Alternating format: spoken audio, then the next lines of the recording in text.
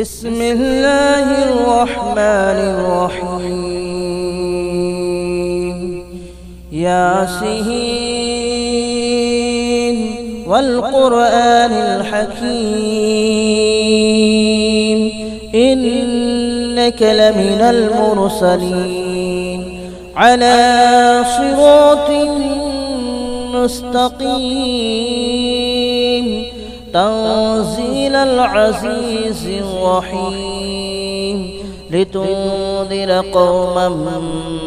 ما أنذر آباؤهم فهم غافلون لقد حق القول على أكثرهم فهم لا يؤمنون إنا جعلنا في أعناقهم أغلالا فهي إلى الأذقان فهم مقمحون وجعلنا من بين أيديهم سدا ومن خلفهم سدا فأغشيناهم فهم لا يبصرون وسواء عليهم أنذرتهم أم لم تنذرهم لا يؤمنون إنما تنذر من اتبع الذكر وخشي الرحمن بالغيب فبشره بمغفرة وأجر كريم إنا نحن نحيي الموتى ونكتب ما قدموا وآثارهم وكل شيء أحصيناه في إمام مبين واضرب لهم مثلا أصحاب القرية إذ جاءها المرسلون إذ أرسلنا إليهم اثنين فكذبوهما فعززنا بثالث فقالوا إنا إليكم مرسلون قالوا ما أنتم إلا بشر مثلنا وما أنزل الرحمن من شيء إن أنتم إلا تكذبون قالوا ربنا يعلم إنا إليكم لمرسلون وما علينا إلا البلاغ المبين قالوا إنا تطيرنا بكم لئن لم تنتهوا لنرجمنكم وليمسنكم منا عذاب أليم قالوا طائركم معكم أئن ذكرتم بل أنتم قوم مسرفون وجاء من أقصى المدينة رجل يسعى قال يا قوم اتبعوا المرسلين اتبعوا من لا يسألكم أجرا وهم مهتدون وما لي لا أعبد الذي فطرني وإليه ترجعون أأتخذ من دونه آلهة إن يردني الرحمن بضر لا تغن عني شفاءتهم شيئا ولا ينقذون إني إذا لفي ضلال مبين آمنت بربكم فاسمعون قيل ادخل الجنة قال يا ليت قومي يعلمون بما غفر لي ربي وجعلني من المكرمين وما أنزلنا على قومه من بعده من جود من السماء وما كنا منزلين إن كانت إلا صيحة واحدة فإذا هم خامدون يا حسرة على العباد ما يأتيهم من رسول إلا كانوا به يستهزئون ألم يروا كم أهلكنا قبلهم من القرون أنهم إليهم لا يرجعون وإن كل لما جميع لدينا محضرون وآية لهم الأرض الميتة أحييناها وأخرجنا منها حبا فمنه يأكلون وجعلنا فيها جنات من نخيل وأعناب وفجرنا فيها من العيون ليأكلوا من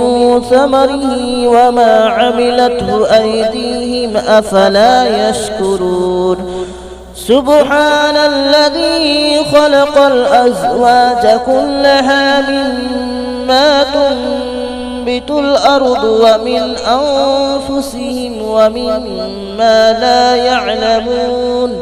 وآية لهم الليل نسلخ منه النهار فإذا هم مظلمون والشمس تجري لمستقر لها ذلك تقدير العزيز العليم والقمر قدرناه منازل حتى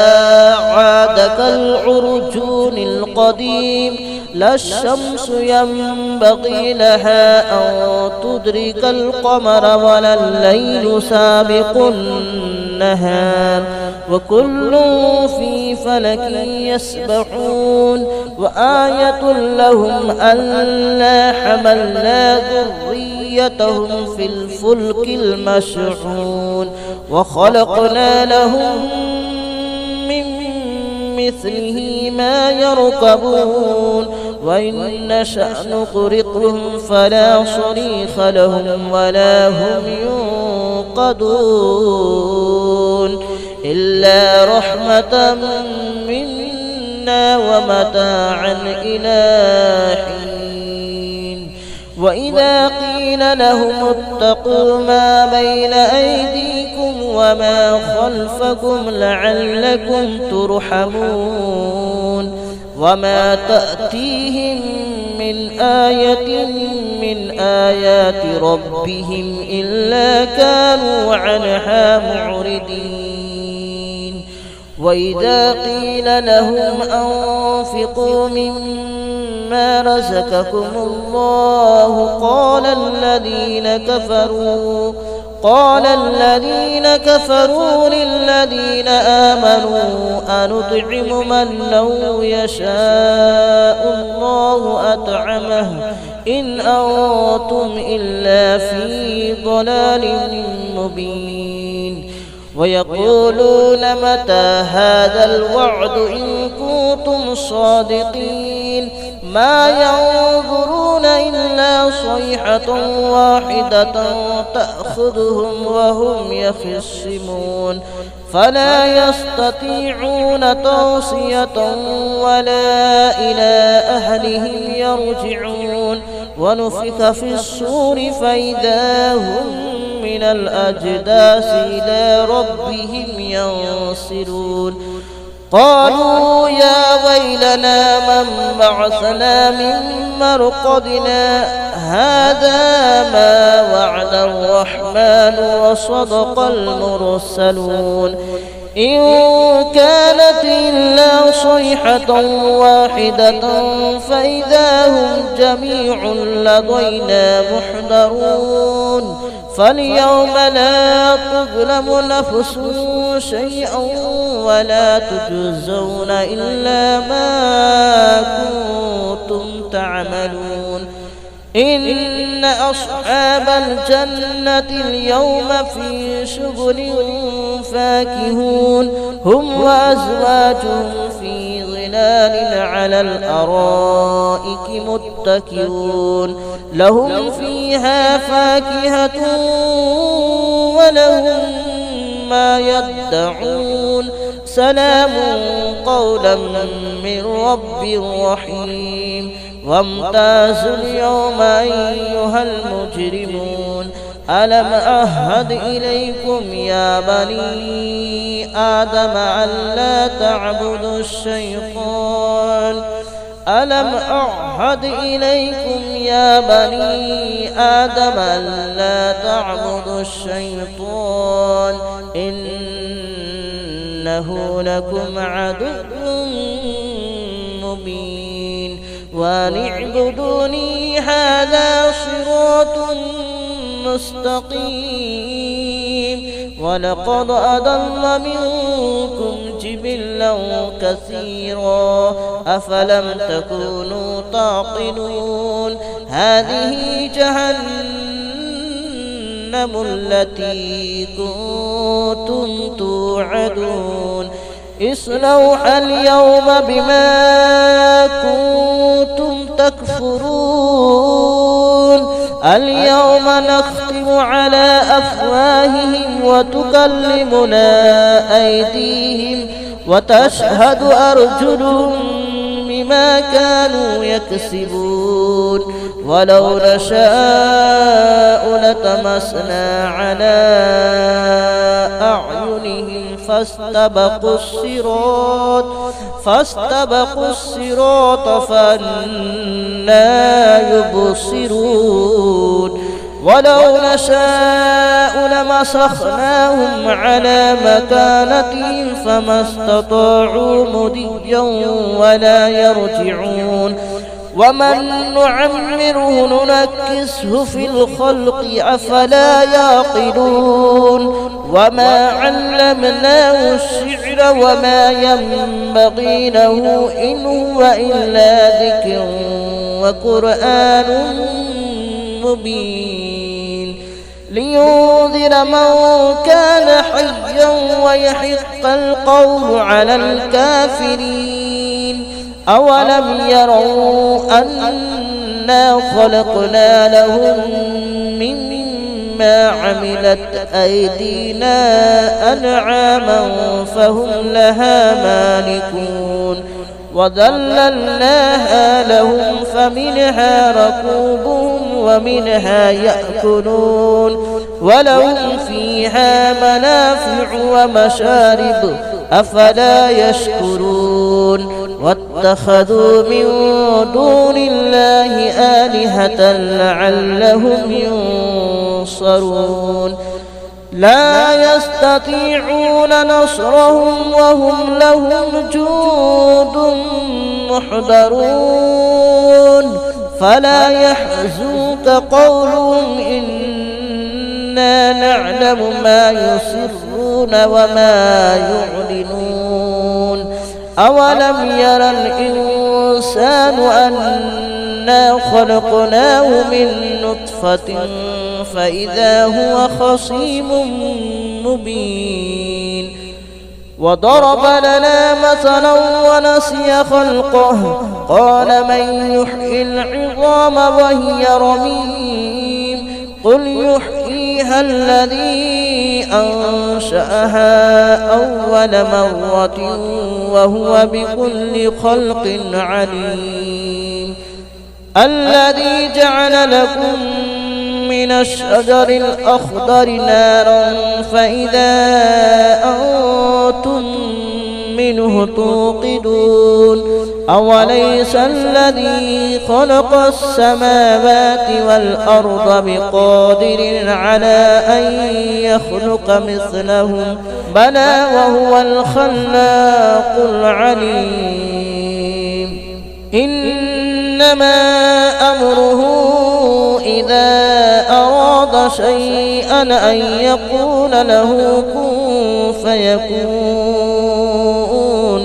فسبحان الذي بيده ملكوت كل شيء وإليه ترجعون. بسم الله الرحمن الرحيم. الرحمن علم القرآن خلق الإنسان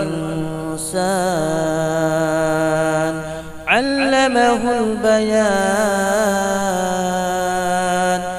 الشمس والقمر بحسبان والنجم والشجر يسجدان. والسماء رفعها ووضع الميزان ألا تطغوا في الميزان وأقيموا الوزن بالقسط ولا تخسروا الميزان. والأرض وضعها للأنام فيها فاكهة والنخل ذات الأكمام والحب ذو العصف والريحان. فبأي آلاء ربكما تكذبان. خلق الإنسان من صلصال كالفخار وخلق الجان من مارج من نار.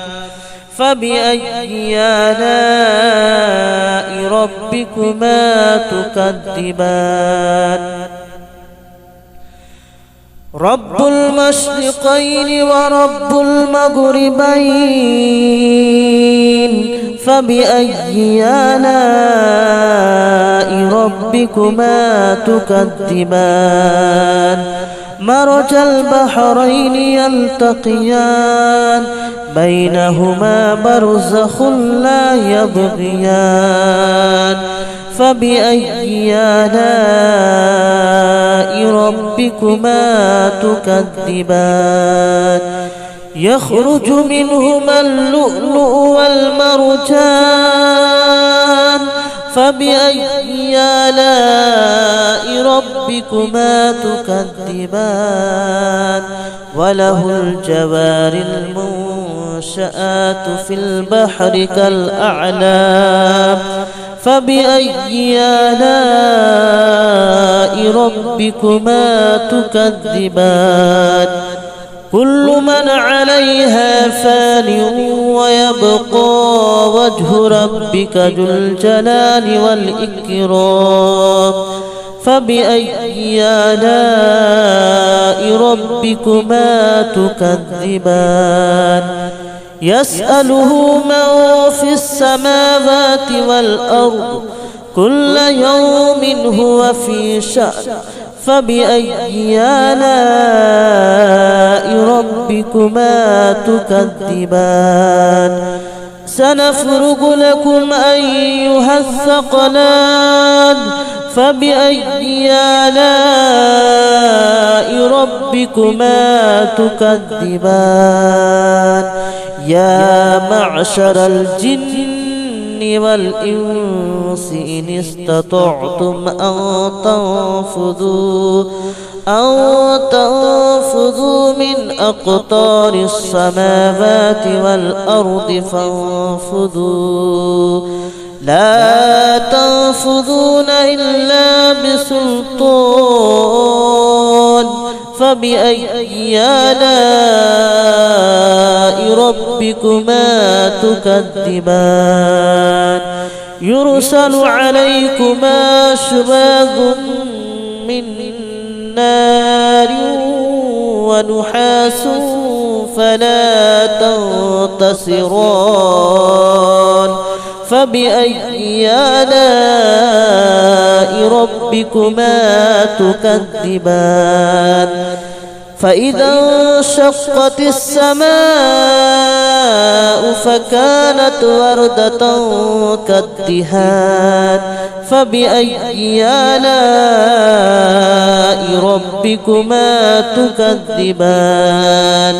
فيومئذ لا يسأل عن ذنبه إنس ولا جان فبأي آلاء ربكما تكذبان يعرف المجرمون بسيماهم فيؤخذ بالنواصي والأقدام فبأي آلاء ربكما تكذبان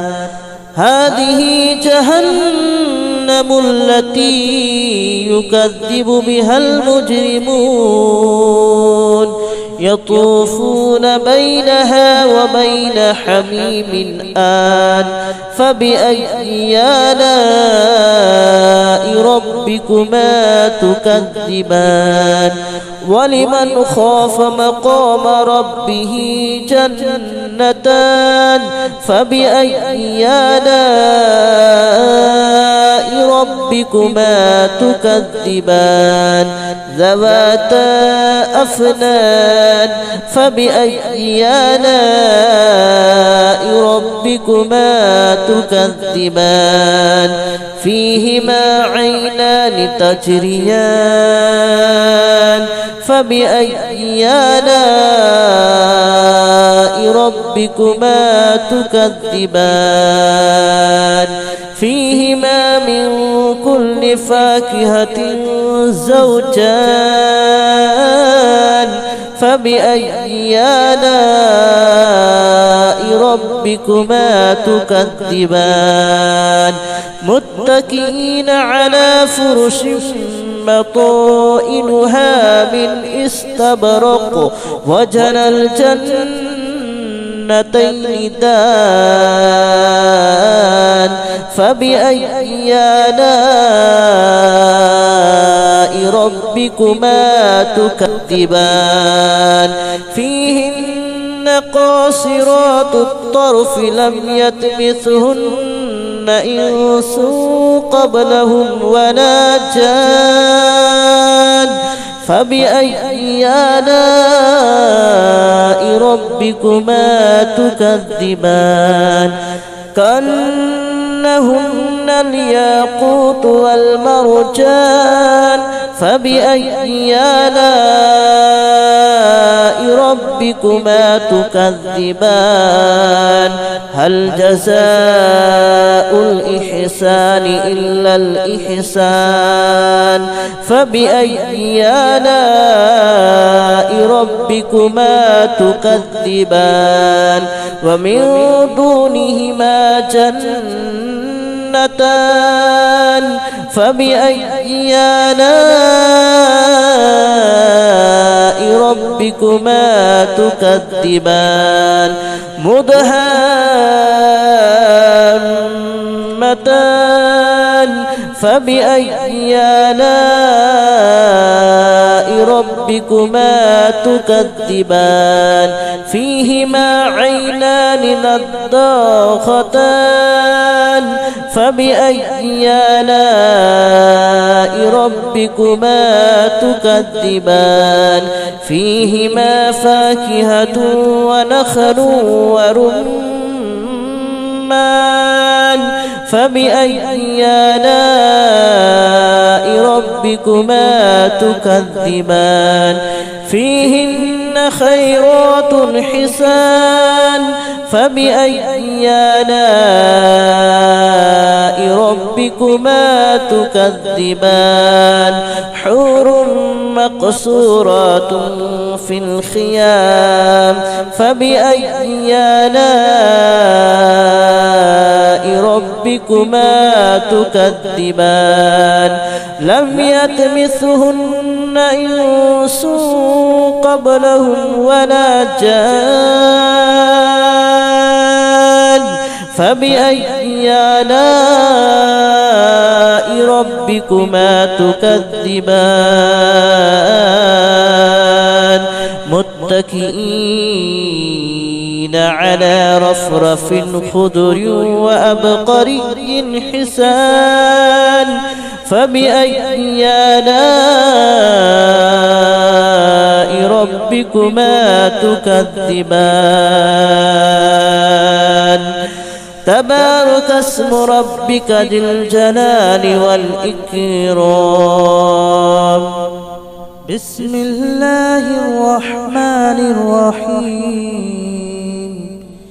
إذا وقعت الواقعة ليس لوقعتها كاذبة خافضة رافعة إذا رجت الأرض رجا وبست الجبال بسا فكانت هباء منبثا وكنتم أزواجا ثلاثة فأصحاب الميمنة ما أصحاب الميمنة وأصحاب المشأمة ما أصحاب المشأمة والسابقون السابقون أولئك المقربون في جنات النعيم ثلة من الأولين وقليل من الآخرين على سرر موضونة متكئين عليها متقابلين يطوف عليهم ولدان مخلدون بأكواب وأباريق وكأس من معين لا يصدعون عنها ولا ينزفون وفاكهة مما يتخيرون ولحم طير مما يشتهون وحور عين كأمثال اللؤلؤ المكنون جزاء بما كانوا يعملون لا يسمعون فيها لغوا ولا تأثيما إلا قليلا سلاما سلاما وأصحاب اليمين ما أصحاب اليمين في سدر مخضود وطلح منضود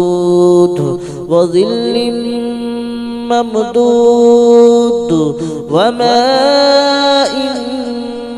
مسكوب وفاكهة كثيرة لا مقطوعة ولا ممنوعة وفرش مرفوعة إنا أنشأناهن إنشاء فجعلناهن أبكارا عربا أترابا لأصحاب اليمين ثلة من الأولين وثلة من الآخرين وأصحاب الشمال ما أصحاب الشمال في سموم وحميم وظل من يحموم لا بارد ولا كريم إنهم كانوا قبل ذلك مترفين وكانوا يصرون على الحنث العظيم وكانوا يقولون أئذا متنا وكنا كنا ترابا وعظاما أئنا لمبعوثون أو آباؤنا الأولون قل إن الأولين والآخرين لمجموعون إلى ميقات يوم معلوم ثم إنكم أيها الضالون المكذبون لآكلون من شجر من زقوم فمالئون منها البطون فشاربون عليه من الحميم فشاربون شرب الحميم هذا نزلهم يوم الدين نحن خلقناكم فلولا تصدقون أفرأيتم ما تمنون أأنتم تخلقونه أم نحن الخالقون نحن قدرنا بينكم الموت وما نحن بمسبوقين على أن نبدل أمثالكم وننشئكم فيما لا تعلمون ولقد علمتم النشأة الأولى فلولا تذكرون أفرأيتم ما تحرثون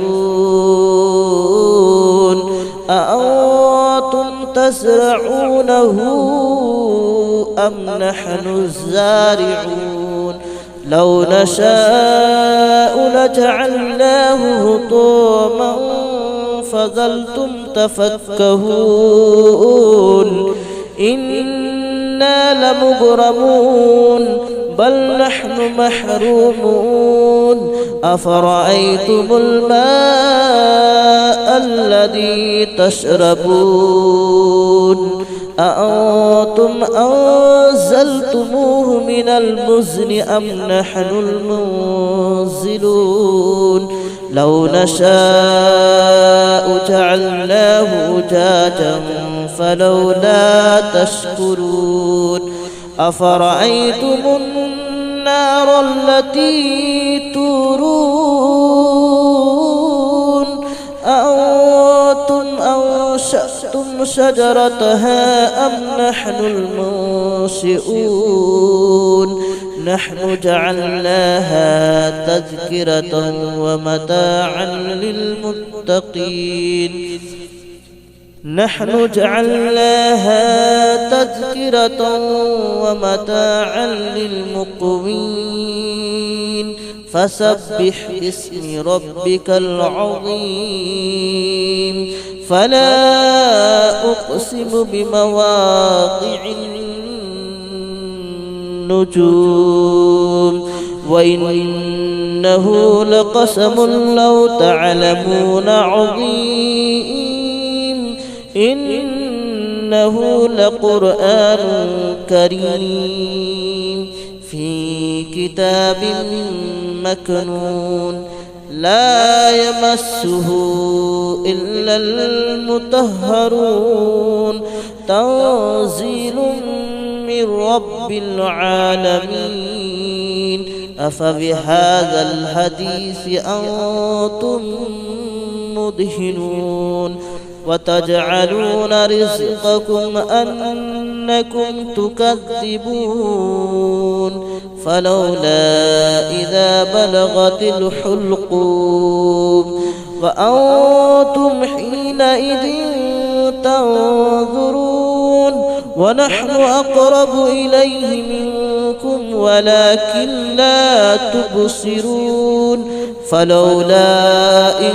كنتم غير مدينين ترجعونها إن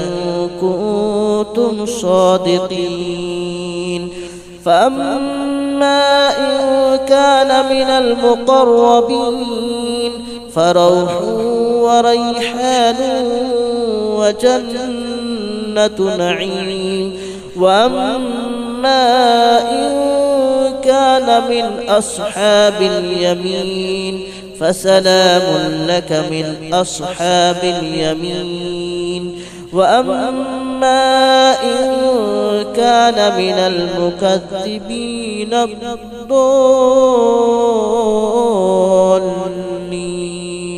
فنزل من حميم وتصلية جحيم إن هذا لهو حق اليقين فسبح باسم ربك العظيم. بسم الله الرحمن الرحيم. تبارك الذي بيده الملك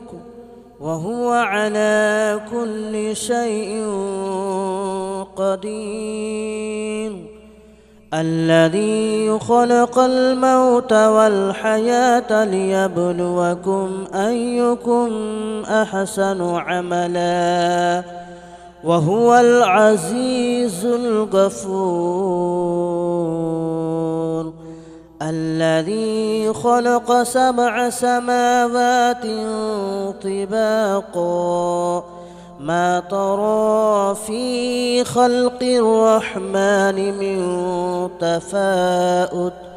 فارجع البصر هل ترى من فطور ثم ارجع البصر كرتين ينقلب إليك البصر خاسئا وهو حسير ولقد زينا السماء الدنيا بمصابيح وجعلناها رجوما للشياطين وأعتدنا لهم عذاب السعير وللذين كفروا بربهم عذاب جهنم وبئس المصير إذا ألقوا فيها سمعوا لها شهيقا وهي تفور تكاد تميز من الغيظ كلما ألقي فيها فوج سألهم خزنتها ألم يأتكم نذير قالوا بلى قد جاءنا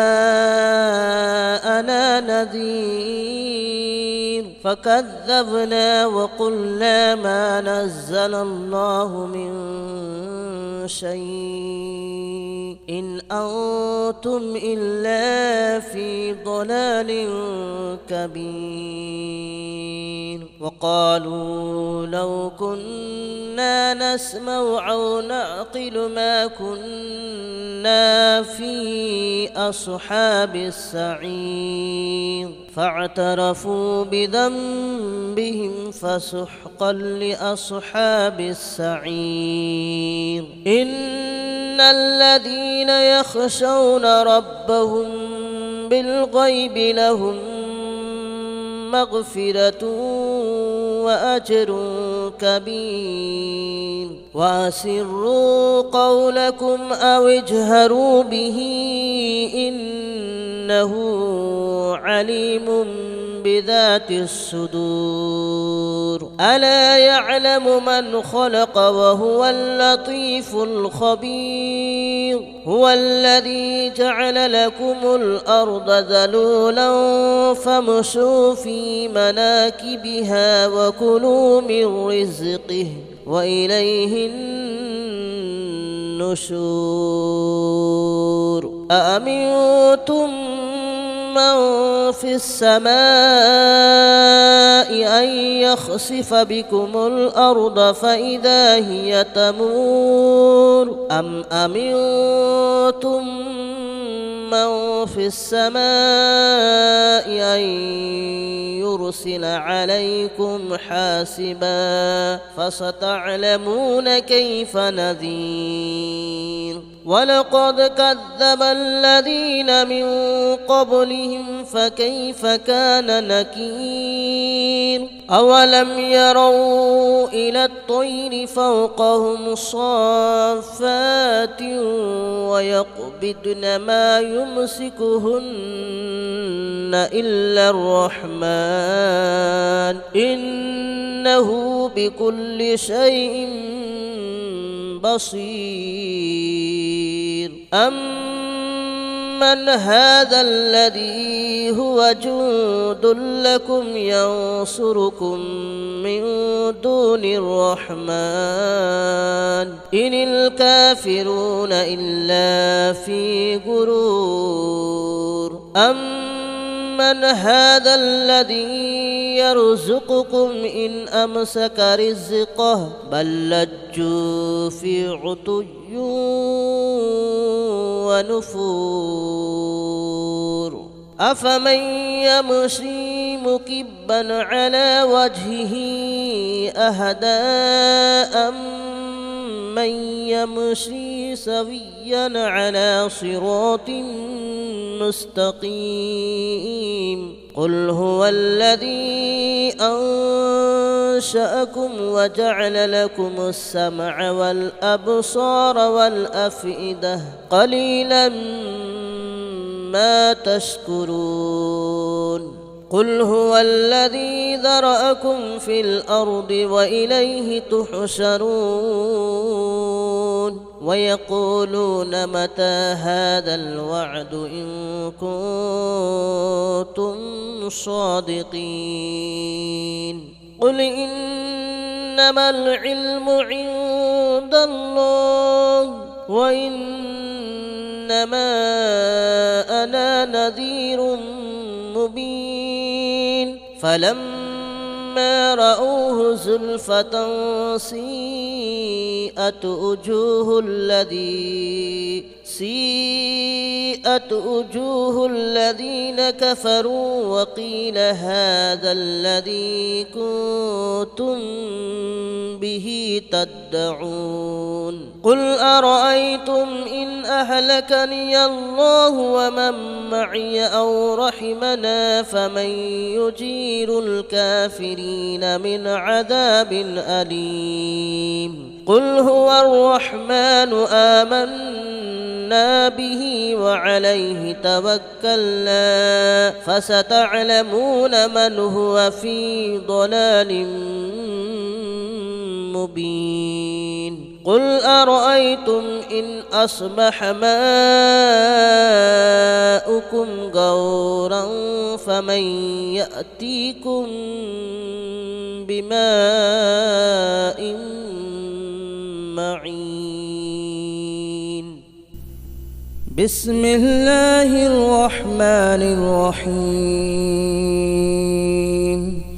ياسين والقرآن الحكيم إنك لمن المرسلين على صراط مستقيم تنزيل العزيز الرحيم لتنذر قوما ما أنذر آباؤهم فهم غافلون لقد حق القول على أكثرهم فهم لا يؤمنون إنا جعلنا في أعناقهم أغلالا فهي إلى الأذقان فهم مقمحون وجعلنا من بين أيديهم سدا ومن خلفهم سدا فأغشيناهم فهم لا يبصرون وسواء عليهم أأنذرتهم أم لم تنذرهم لا يؤمنون إنما تنذر من اتبع الذكر وخشي الرحمن بالغيب فبشره بمغفرة وأجر كريم إنا نحن نحيي الموتى ونكتب ما قدموا وآثارهم وكل شيء أحصيناه في إمام مبين واضرب لهم مثلا أصحاب القرية إذ جاءها المرسلون إذ أرسلنا إليهم 2 فكذبوهما فعززنا بثالث فقالوا إنا إليكم مرسلون قالوا ما أنتم إلا بشر مثلنا وما أنزل الرحمن من شيء إن أنتم إلا تكذبون قالوا ربنا يعلم إنا إليكم لمرسلون وما علينا إلا البلاغ المبين قالوا إنا تطيرنا بكم لئن لم تنتهوا لنرجمنكم وليمسنكم منا عذاب أليم قالوا طائركم معكم أئن ذكرتم بل أنتم قوم مسرفون وجاء من أقصى المدينة رجل يسعى قال يا قوم اتبعوا المرسلين اتبعوا من لا يسألكم أجرا وهم مهتدون وما لي لا أعبد الذي فطرني وإليه ترجعون أأتخذ من دونه آلهة إن يردني الرحمن بضر لا تغن عني شفاءتهم شيئا ولا ينقذون إني إذا لفي ضلال مبين إني آمنت بربكم فاسمعون قيل ادخل الجنة قال يا ليت قومي يعلمون بما غفر لي ربي وجعلني من المكرمين وما أنزلنا على قومه من بعده من جود من السماء وما كنا منزلين إن كانت إلا صيحة واحدة فإذا هم خامدون يا حسرة على العباد ما يأتيهم من رسول إلا كانوا به يستهزئون ألم يروا كم أهلكنا قبلهم من القرون أنهم إليهم لا يرجعون وإن كل لما جميع لدينا محضرون وآية لهم الأرض الميتة